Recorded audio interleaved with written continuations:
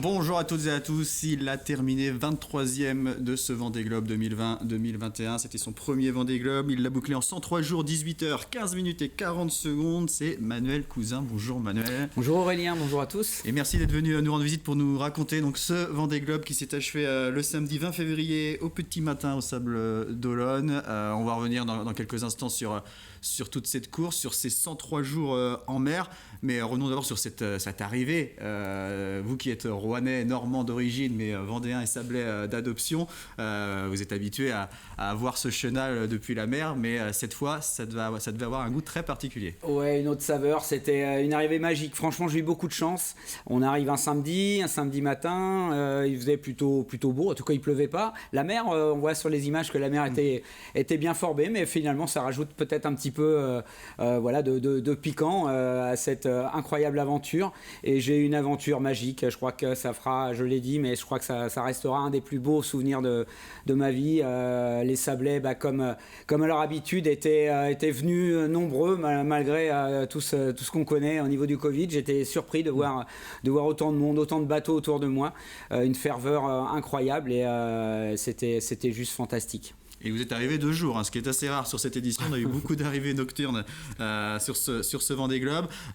Et on va expliquer dans quelques instants pourquoi vous étiez d'autant plus heureux d'arriver, puisque vous avez eu de nombreux soucis techniques, notamment sur les derniers jours, les dernières semaines. Mais on va reprendre depuis le début, donc départ le 8 novembre. Et dans l'Atlantique Nord, vous vous retrouvez rapidement un groupe de 4 avec Didac Costa, Arnaud Boissière et la Britannique Pip Air. Ouais, Pip qui fait d'ailleurs une course incroyable avec un vieux bateau. C'est vrai que là, tout allait bien. On était un bon groupe. J'étais assez content d'être dans ce groupe, notamment avec Arnaud. On se connaît forcément bien. Arnaud Boissière.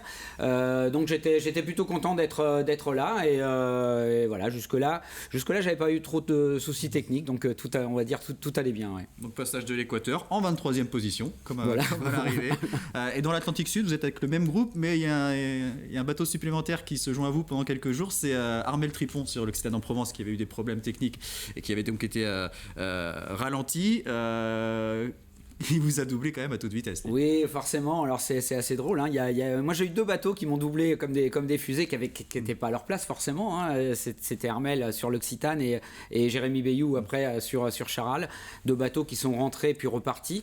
Mais c'était sympa de voir ces bateaux en fait nous doubler. On a eu en plus l'occasion de discuter un petit peu avec eux, soit par VHF parce qu'on était vraiment tout près, ou on a à bord des systèmes qui nous permettent évidemment d'échanger de skipper à skipper. Donc c'était très très sympa, des moments sympas d'échanger avec eux. Alors on s'est pas vu longtemps, mais voilà, c'était drôle d'avoir ces bateaux avec nous. Alors vous passez le cap de Bonne-Espérance en 18e position, vous vous retrouvez un peu esselé, puisque Armel Tripon a filé devant, Arnaud Boissière, Stéphane Le Diraison, Alan Roura sont un peu devant vous, Didac Costa et Pip Air un peu derrière, donc vous êtes un peu seul. Et puis premier gros problème, c'est sur ces safrans qui sont fissurés et que donc vous devez ressortir, réparer, remettre. Ça a été un sacré chantier. Là, ça a été un sacré chantier, une première grosse frayeur parce que les safrans, en fait, il y a quelques éléments sur le bateau qui sont vraiment cruciaux. Le mât, la quille, les safrans. Ces 3 éléments, quand ça commence à ne pas aller, c'est vraiment, en général, c'est grave. Et effectivement, je m'aperçois que sur notamment un de mes safrans, mais sur les 2, mais un est beaucoup plus malade que l'autre. J'ai une grosse fissure au niveau d'un point, des axes de safran. Et j'ai pas d'autre solution que de le sortir, l'enlever pour réparer. Donc je sais qu'à ce moment-là, même la réparation sera pas facile. Alors déjà en atelier, quand il faut enlever un safran, on est 3, c'est pas simple, voilà, mais en mer avec 3-4 mètres de creux tout seul, il faut trouver des solutions, il faut essayer d'être inventif, faire des palans, on se débrouille. Alors on a une chose pour nous, c'est le temps finalement, parce que là on peut travailler 24-24, ça c'est ce qui s'est passé d'ailleurs.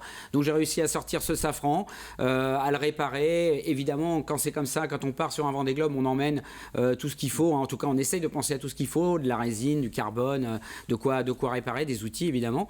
Et je travaille un gros 24 heures d'affilée pour réparer ces safrans. Et finalement, il se trouve que ça a fonctionné puisque je les ai emmenés jusqu'à l'arrivée. Alors au début, je les surveillais énormément. J'ai quand même essayé de minimiser les efforts sur ces safrans, donc de ne pas aller dans du trop gros temps, de ne pas forcer dessus. Parce que le but à ce moment-là, c'est vrai que ce que je dis, je suis parti pour une course et finalement à la fin ça finit en aventure parce qu'on sait que dans la course on ne peut plus être performant comme on l'était au départ, même si on part déjà avec un bateau qui est moins performant que certains, mais là pour le coup il fallait quand même tirer un peu moins sur le bateau, donc voilà, il fallait faire attention déjà au safran. Alors vous avez dû du coup vous décaler au nord pour trouver une zone plus calme pour pouvoir réparer ces safrans. Vous vous retrouvez de nouveau avec Didac Costa et Pip Air. Vous passez le Cap Lewin en 20e position avec Jérémy Bayou, dont on parlait tout à l'heure. Puis vous vous retrouvez de nouveau seul dans le Pacifique avec là un autre problème, un problème de pilote automatique. Et ça a créé un peu de dégâts. Oui, ça a créé un peu de dégâts. Alors, on est quelques-uns à avoir des problèmes de pilote. On ne sait pas trop à quoi c'est dû. A priori, dans certaines dépressions orageuses, il y a beaucoup d'électricité statique. Et comme on a des éléments en haut du mât qui sont très sensibles, qui nous indiquent la force du vent, la force et comment dirais-je, l'axe du vent, apparemment, il y a des choses qui se passent là-haut quand il y a de l'électricité statique. Et du coup, mon pilote bug se stoppe pendant que j'étais en train de faire une petite sieste. Je peux vous dire que quand au réveil vous vous réveillez, que le bateau est à plat sur l'eau, tout à l'envers, la quille, enfin bref, et les voiles qui battent, c'est un sacré réveil, une sacrée surprise. Donc voilà, j'ai rétabli le bateau tant bien que mal. On sort de réveil absolument, ça fait vraiment un coup au cœur. Et puis en rétablissant le bateau, je m'aperçois effectivement que j'ai 2 voiles déchirées, la grand voile, donc ça c'est un problème, un gros problème, parce que là on en a qu'une pour le coup. Et puis ma voile de gros temps que j'avais mis, parce qu'évidemment il y avait 35-40 nœuds à ce moment-là, avec de la mer, avec 6-7 mètres de creux. Donc ces 2 voiles sont déchirées, alors pas énormément, mais enfin une déchirure de 70-80 cm quand même de long. Et il a fallu que je descende les voiles très très vite pour éviter que ça s'empire, que ça s'envenime. Et j'ai aussi une latte qui était sortie de son chariot, cassée, avec le chariot cassé. Donc il a fallu là encore que je me mette un petit peu dans une zone un peu plus calme pour réparer tout ça. Et vous arrivez finalement au Cap Horn en 21e position. Alors là, on va peut-être revoir la vidéo que vous avez envoyée à ce moment-là. Beaucoup d'émotions au passage du Cap Horn. Vous avez presque les larmes aux yeux en disant voilà, ça y est, je suis Cap Hornier. Un moment très très fort. C'est un moment très fort. Déjà là, je savais que j'avais réussi quelque chose dans mon Vendée Globe. J'étais loin d'être au bout. On va le voir plus tard, mais c'est déjà quand on sort des mers du Sud, quand on parle Vendée Globe, on pense tous Cap Horn. Et le Cap Horn pour moi ça représente énormément, c'est un mythe, c'est un passage vraiment mythique du Vendée Globe, et j'avais déjà l'impression d'avoir fait quelque chose de gros avec déjà tout ce que j'avais eu, donc j'étais déjà très très heureux d'être là. Mais bon, la route est loin d'être finie. Vous retournez donc dans l'Atlantique. Et dans l'Atlantique Sud, là, c'est des zones anticycloniques, des zones sans vent à traverser. Là, ça n'avance pas vite là, pendant plusieurs jours. Ça n'avance pas vite. Je me fais un petit peu avoir sous les Malouines. Je reste 2-3 jours dans une dépression stationnaire orageuse. Ça a été un peu l'enfer, quoi. J'avançais à rien, en fait. Et là, du coup, comment c'était Clément et Miranda reviennent vers moi, sur moi. Alors je crois que j'avais presque 1000 milles d'avance, quoi. Comme quoi ça va très très vite. À 200 ou 300 000, 350 000 par jour, ça va forcément très vite. En 3 jours, ils sont revenus sur moi. Mais là, n'était pas le plus grave. Mais il fallait encore faire route jusqu'au Poteau Noir, jusqu'à l'équateur pour revenir chez nous. Et donc cet équateur, vous le repassez en 21e position. Et là, nouveau gros souci, peut-être même le plus important de cette course, 7 décembre, avarie sur système de quille, le VRN quille. Alors on va peut-être expliquer le système et qu'est-ce qui a cassé. Alors en fait sur nos bateaux, sur les bateaux du Vendée Globe, on a une quille évidemment sous le bateau qui va à 4,50 m sous l'eau et qui est pendulaire, c'est-à-dire qu'on peut faire osciller de droite à gauche à 40 degrés d'un côté et sur l'autre. Et évidemment pour faire osciller cette quille, on a un gros vérin avec une tige, je ne vais pas rentrer dans les détails techniques, mais une tige en inox qui fait 70 mm de diamètre. Et on a eu du temps vraiment des alizés assez forts où on va contre les alizés en remontant, donc on est au près. On appelle ça au près océanique parce qu'on n'est pas au près très serré, mais on va quand même très très vite et on tape dans chaque vague. Et évidemment, la quille, elle a un effort énorme sur ce vérin. Et le vérin, dans un retombé de vague, j'étais à l'intérieur et là, un coup de canon, en fait, un coup de canon énorme avec un bruit de déchirement de carbone qu'on connaisse tous et franchement, on n'aime pas du tout quand on entend ça. Donc vous savez tout de suite que ça vient de là. Je sais tout de suite qu'il y a quelque chose de grave. Ma première pensée, ça a été le mât. J'ai dématé parce que le bruit énorme, le craquement de carbone, je sors dehors, je vois le mât qui tient, qui est debout encore, je dis voilà, c'est pas le mât.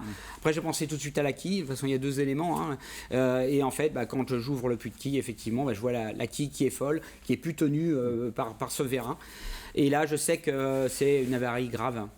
Alors, qui ne me met pas en danger moi, puisque la quille est encore maintenue par son axe principal, mais qui peut le devenir, parce que mine de rien, la quille bouge toute seule sous le bateau, et il ne faut pas non plus que ça vienne défoncer le fond de coque. Donc il faut agir vite, mais en même temps sur des éléments qui sont très puissants, très lourds. La quille, elle fait 3,3 tonnes à elle seule, donc il faut faire très attention où on met les mains, quoi. Alors le problème, c'est qu'il y a possibilité de bloquer cette quille dans l'axe, c'est ce qu'ont fait d'autres skippers, je pense à Alain Drouin par exemple. Tout à fait. Sauf que ce système qui permet de bloquer la quille dans l'axe a lui aussi été endommagé. Comble de malchance, effectivement, le vérin en cassant, en fait, avec les lents, a défoncé, en fait, a déchiré toute ma partie du puits de quille qui est là normalement où justement on vient mettre des axes pour bloquer la quille en position centrale fixe. Alors en position centrale fixe, ça marche bien, on est beaucoup moins puissant, on peut mettre moins de toile, on va être moins performant, mais au moins on peut rentrer au port.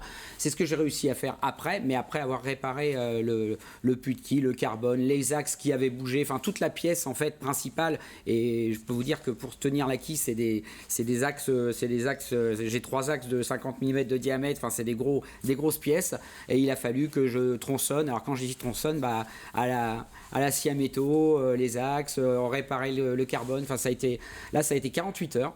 48 heures de boulot non-stop, avec des petites micro-siestes entre deux, parce que évidemment, tout ça fait qu'on est quand même bien crevé. Manger un petit peu rapidement, et puis on se remet au boulot, on scie, on ponce, on meule, jusqu'à ce qu'on arrive à réparer. Et Dieu merci, j'ai réussi à réparer puisque je suis rentré avec ce système qui a fonctionné jusqu'à la fin, mais c'était pas gagné, quoi. Comme on dit, j'essaierai les faits jusqu'au bout. Ouais. Alors justement, voilà, c'est quand vous avez réparé quand vous avez réussi à mettre cette quille dans l'axe, il vous reste en gros 10-15 jours de navigation. Oui. Donc avec ce système quand même qui est fragile, les safrans toujours aussi ils sont toujours là, fragiles. Ils sont toujours fragiles. Ça veut dire qu'on est en stress permanent sur ces 2 dernières semaines jusqu'à l'arrivée ? Ça veut dire clairement que j'ai été en stress permanent jusqu'à 3-4 heures de l'arrivée, où là je me suis dit, maintenant, même s'il y a quelque chose qui lâche, j'avais du vent portant, etc., je dois pouvoir aller jusqu'au bout, même avec la quille ou le vérin qui lâche. Mais j'ai été en stress, ouais, parce que la météo n'a pas été avec nous en plus. On n'a pas eu une météo facile. On a eu du vent tout le temps. Je suis passé dans un trou de souris entre 2 dépressions en arrivant, des dépressions assez costauds. D'ailleurs, 4-5 heures avant d'arriver, j'avais encore 40 nœuds de vent. Donc ça nous a pas forcément aidé. Mais oui, j'ai été tendu et stressé jusqu'à quelques heures de l'arrivée, où là j'ai pu vraiment me relâcher, me faire plaisir un petit peu dans mon cockpit 3-4 heures avant l'arrivée, en mettant de la musique, en relâchant prise, peut-être en ayant un petit peu... en repensant un peu à tout ce qui avait été fait jusque-là, et peut-être les yeux un petit peu humides, parce que je savais que là, je pense que c'était bon, quoi. Alors malgré ce stress, même les jours avant l'arrivée, vous êtes toujours sous tension, sous stress dû à la fragilité de votre bateau.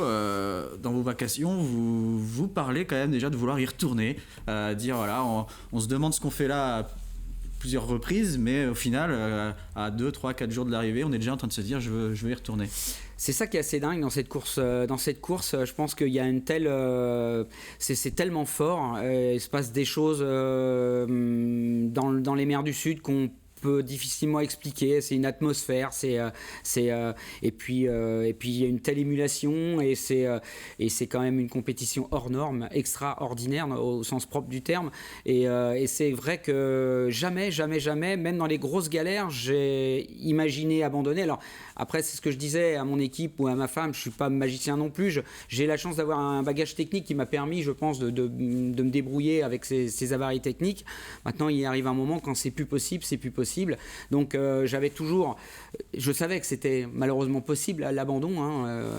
Une avarie majeure comme celle qui m'est arrivée la dernière, même sur les safrans, peut pousser à l'abandon, c'est sûr. Mais à partir du moment où j'avais les solutions et où j'arrivais toujours à avancer au moins une journée de plus, j'aurais jamais rien lâché. Et effectivement, même à ces moments-là, j'avais qu'une envie, c'est d'y retourner. Et aujourd'hui, plus que jamais, parce que quand on a franchi cette ligne d'arrivée, c'est un ascenseur émotionnel. Le Vendée Globe, on en parle souvent, mais on passe du plus bas niveau à l'arrivée. Là, je pense que c'est le plus gros, où on reçoit tout l'amour du public, où nous, on se rend compte de ce qu'a fait l'équipe, de ce qu'on a établi, et puis nous, en tant que skipper aussi, perso. Donc, je pense que ça donne une envie, c'est de repartir. Et l'envie, elle est là, quoi, évidemment. Il faut rappeler que vous vous consacrez entièrement à la course au large depuis assez peu de temps. C'est une reconversion depuis 2017. Vous êtes installé au Sable d'Olonne. Et vous avez évoqué lors de votre conférence de presse après l'arrivée le fait d'appartenir maintenant à cette famille de skippers, de course au large. Il y avait beaucoup d'émotions aussi là quand vous avez évoqué ça. Vous dites voilà, ça y est, on fait partie de cette famille-là et ce sont mes pères maintenant, ceux que j'admirais il y a quelques années. Oui, je pense que je peux dire aujourd'hui qu'effectivement que je fais partie de cette famille. Je pense que quand on a fait déjà la Transat Jacques Vabre, la route du Rhum, et quand on finit un Vendée Globe, d'ailleurs on le voit, de toute façon il y a un énorme respect, quel que soit le niveau des équipes. Quand je dis le niveau, c'est évidemment le niveau des bateaux, parce que on sait qu'on n'a pas les mêmes chances au départ de pouvoir les jouer devant, mais de toute façon il y a par tous les skippers un respect mutuel, et ça c'est vraiment appréciable dans notre sport. J'ai pu échanger avec des gens qui partaient vraiment pour gagner, comme Jérémy, comme de nombreux autres, comme Sam Davis qui va arriver demain, des gens qui étaient là pour vraiment performer. Et en fait, il n'y a aucune différence, ils font aucune différence entre des gens comme moi qui, de toute façon, n'avaient aucune chance d'arriver, de faire un podium, et eux qui partaient éventuellement pour la gagne. Et c'est vrai qu'en quelques années, des gens que je regardais effectivement, soit à la télé ou dans les journaux, je les côtoie aujourd'hui, et je suis très très heureux de faire partie de cette incroyable famille des skippers IMOCA. Ouais. Alors vous avez suivi forcément ce qui se passait dans la course, notamment à l'avant. Ce scénario incroyable. Comment vous, depuis la mer, loin derrière, vous avez analysé et vécu ça? Ça a été une course incroyable, et je suis très très très heureux pour Yannick. Je connais un petit peu parce que on se côtoie un petit peu avec Arnaud, c'est un super copain d'Arnaud, donc du coup de fil en aiguille on se connaît un petit peu plus que peut-être que les autres. Après je crois que c'est la première fois qu'un vainqueur du Vendée Globe gagne avec un temps restitué, mais finalement c'est somme toute logique par rapport à ce qu'il avait fait après l'incident, je sais pas comment, de Kevin. Là on a eu énormément de chance de récupérer Kevin. Ça a été aussi un moment très très dur pour nous tous, pour tous les skippers dans le Vendée Globe. On a vécu 12 ou 24 heures très très dures en attendant le résultat des secours, en sachant qu'il ait été récupéré.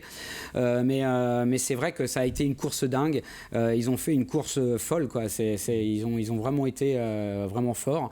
Et puis la météo fait que c'est pour ça que c'est toujours compliqué de donner des temps de course avant de partir, parce que les bateaux, on le sait, ils sont plus rapides intrinsèquement qu'il y a 4 ans forcément, et on voit que le temps il est moins bon, mais en fait c'est fait qu'on a eu une météo très très compliquée. Je pense que tout le monde s'accorde à dire, tous les skippers disent qu'on a eu un Vendée Globe particulièrement compliqué au niveau de la météo, mais ils ont fait une course de dingue, quoi. Quand on prend que ce soit Charlie, que ce soit effectivement Yannick, Louis Burton qui s'arrête aux îles Macquarie, qui répare, qui monte au mât, qui redescend complètement quand on sait ce que c'est que de monter un mât d'IMOCA plusieurs fois en plus.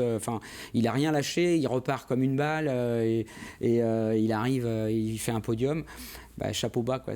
Là aussi, ça, c'est une preuve de je lâche rien et j'y crois et ça paye, quoi. Louis Borton qui est revenu au Sable d'Olonne pour récupérer son nouveau bateau, du coup l'ancien Occitane en Provence d'Armel Tripon, qui va donc devenir Bureau Valet 3. On pense déjà dans 4 ans. Et vous, justement, vous y pensez à la suite, puisqu'on parlait tout à l'heure de cette envie d'y retourner.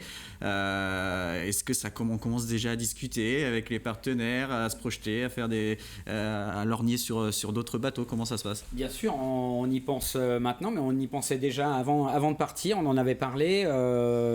Le groupe Cétain nous suit normalement, hein, donc j'ai rendez-vous d'ailleurs la semaine prochaine avec Eric Cétain, le PDG du groupe Cétain, pour voir dans quelles conditions on continue, ça c'est sûr. Moi je pense pouvoir dire aujourd'hui que je serai présent au prochain Vendée Globe. Après voilà, il faut je pense essayer de changer de bateau. Alors je sais pas encore dans quelles conditions, quel bateau, parce que c'est un peu le mercato en ce moment et ça va très très vite.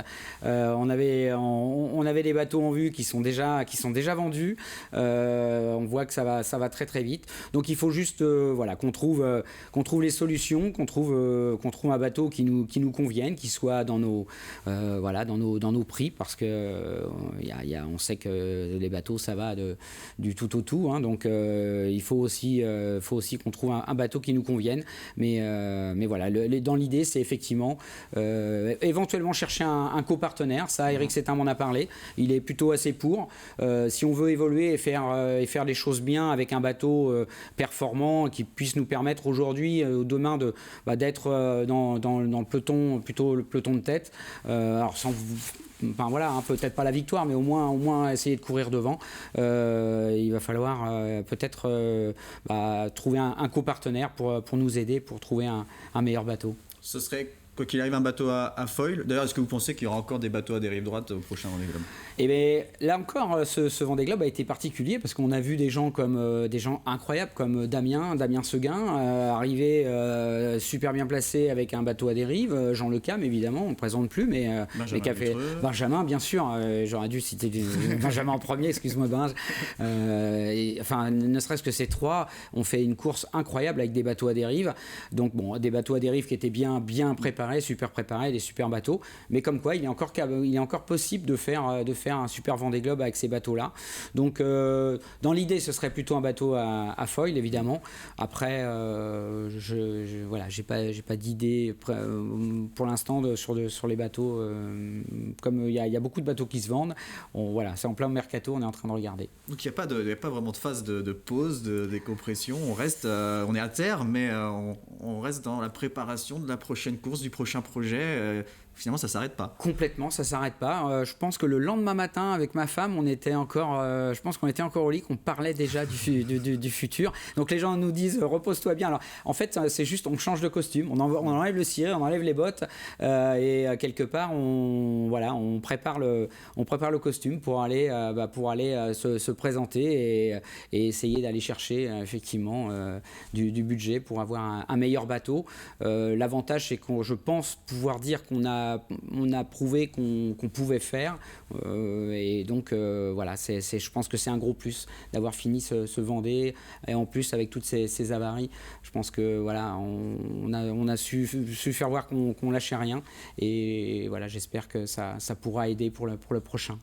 Donc ça veut dire que vous, la transition s'est plutôt bien faite depuis l'arrivée. Il y a des skippers qui disent que c'est compliqué de dormir normalement. Il y en a qui entendent encore des alarmes et qui sont prêts à se lever à la moindre Non, j'ai alarme. cette chance, j'avoue que j'ai cette chance d'avoir bien dormi. Alors je suis pas un gros dormeur, donc je fais pas des nuits de 12, 14 ou 16 heures. Mais non, j'ai fait des nuits à peu près normales. J'ai pas winché la nuit. Ma femme m'a pas réveillé en train de de wincher au bout du lit ou quoi que ce soit. Donc non, j'ai fait des nuits à peu près normales et pour l'instant ça se passe bien. Après, vous dire qu'il n'y a pas de fatigue, ce serait mentir. On sent quand même qu'il y a une fatigue profonde. Des fois l'après-midi ou des moments où on avait l'habitude de faire les petites micro-siestes, les yeux sont très lourds. On sent que le corps a souffert. Enfin voilà, tous les stigmates sont là quand même, mais non, au niveau des nuits, pour l'instant, ça se passe bien. Est-ce que vous avez perdu du poids physiquement? Comment ça s'est passé? Il y a une transformation? Non, moi, j'ai pas perdu du tout de poids. Alors, je suis parti très fit quand même. J'étais vraiment, j'étais pas très gros en partant. J'avais fait énormément de sport. Je m'étais bien préparé, beaucoup préparé au niveau sport. Donc, j'ai pas perdu, j'ai pas pris. Je suis revenu. Voilà, j'ai des tendinites un peu partout, mais je suis pas, non, j'ai pas perdu de poids. Donc, de ce côté-là, voilà. Mais par contre, je me fais plus plaisir. Là, je mange pas mal. Là, bizarrement, j'ai vraiment faim et je mange pas mal de chocolat toujours. Alors, vous avez vraiment insisté sur ces derniers jours dans vos vidéos sur les messages de soutien que vous avez reçus, alors que ce soit des skippers, mais aussi du public, vos proches, ou de simplement des gens qui suivent la course, qui suivaient votre course. Ça, c'était très, très touchant, très important pour vous. Est-ce que vous ne vous attendiez pas forcément à autant de messages, autant de soutien? Non, pas autant. On s'attend toujours à nos proches, évidemment, qui nous suivent, qui sont tout le temps derrière nous, particulièrement en commençant par ma femme, évidemment, mes amis, mon partenaire qui a été très très proche, Eric Sétain, Sébastien Ourcel, enfin les gens qui sont très proches de moi habituellement. Mais ce qui était dingue, c'est Sandrine, ma femme, me retransmet tous les messages, en tout cas une grosse partie des messages de soutien que l'on a. Et j'ai été surpris de voir l'engouement, même si on le sait, le Vendée Globe c'est une course énorme, mais ça a été juste incroyable. Et même encore maintenant, je m'excuse d'ailleurs aux gens que j'ai pas encore eu le temps de répondre, mais j'ai des messages de partout et surtout tellement des gentils messages. J'ai plein d'amitié, plein d'amour même, plein d'admiration. Je sais pas si on le mérite vraiment, mais c'est juste dingue, quoi. Ça fait en tout cas ça fait un plaisir énorme. Merci beaucoup en tout cas, Manuel. Merci aussi pour cette bonne humeur que vous avez communiquée durant ce Vendée Globe, malgré les difficultés, malgré les problèmes. Il y avait toujours le sourire et c'était toujours très agréable de vous suivre. C'était un vrai bonheur. On espère vous revoir alors avant bien sûr sur d'autres courses, mais notamment au prochain Vendée Globe. Merci encore. Merci.